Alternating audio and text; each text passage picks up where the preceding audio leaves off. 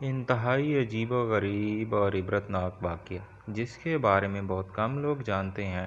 وہ دونوں جس جگہ پر گناہ کرنے لگے تھے وہ روئے زمین کا سب سے زیادہ مقدس مقام تھا۔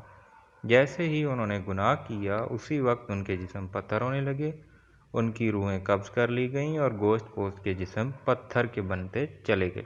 اس وقت ان کے قریب کوئی بھی نہیں تھا، اس لیے جو کچھ ان پر گزری اس کے بارے میں خود انہی کے سوا کسی کو پتہ نہیں چلا تھا۔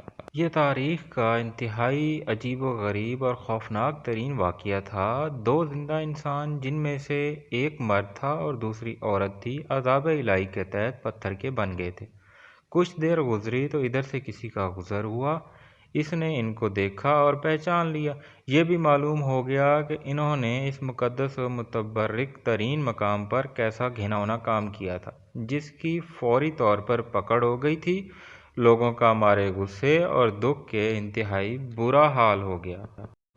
ان دونوں پتھر کے بتوں کو نشان عبرت بنانے کے لیے اس زمانے کے اہل علم اور نیک لوگوں نے ان کو اس مقدس مقام سے کچھ دور اسی علاقے میں ایک دوسرے سے کافی لمبے فاصلے پر آمنے سامنے نصب کر دیا۔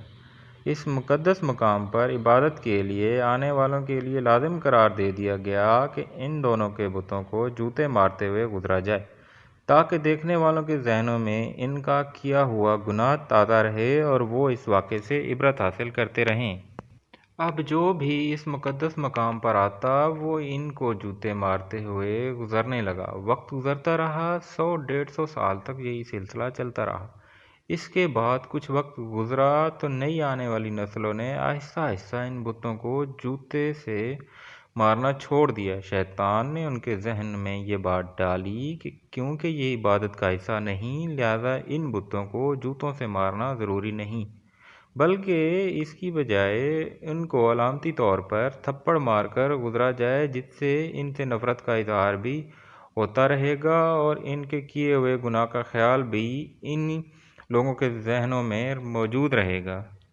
گزرتے وقت کے ساتھ ساتھ یہ تھپڑ بھی ہلکی سی چپت میں تبدیل ہونے لگا اور پھر بالکل علامتی طور پر آہستہ سے ان بتوں کو چھو کر گزرنے کا سلسلہ شروع ہوا۔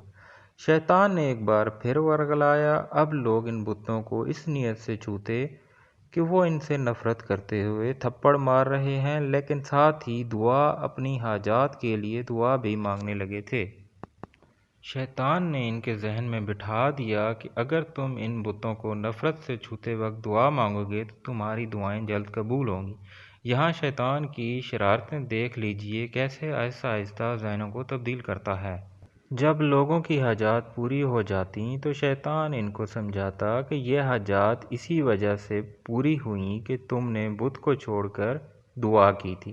وقت گزرنے کے ساتھ ساتھ آنے والی نسلوں کی سوچ بدلتی چلی گئی اور وہ اب ان بتوں کو چھو کر دعا ضرور مانگتے تھے، لیکن ان کے انداز میں بتوں کے لیے عقیدت اور احترام آنے لگا تھا۔ اور پھر وہ وقت بھی جلد آ گیا جب ایک بدبخت نے اس بت کے سامنے اس کی باقاعدہ مناجات کی اور اس سے دعا مانگنے لگا۔ جوتے مارنے سے شروع ہونے والی داستان تھپڑ مارنے، علامتی طور پر چھونے، عقیدت سے چھوتے ہوئے باقاعدہ عبادت تک چلی گئی۔ اب ان دونوں بتوں کی باقاعدہ پوجا کی جانے لگی تھی، ان سے منتیں اور مرادیں مانگی جانے لگیں۔ بدی اور بدی کے عبرتناک انجام کی علامت اب دونوں بت خدا بنا لیے گئے تھے۔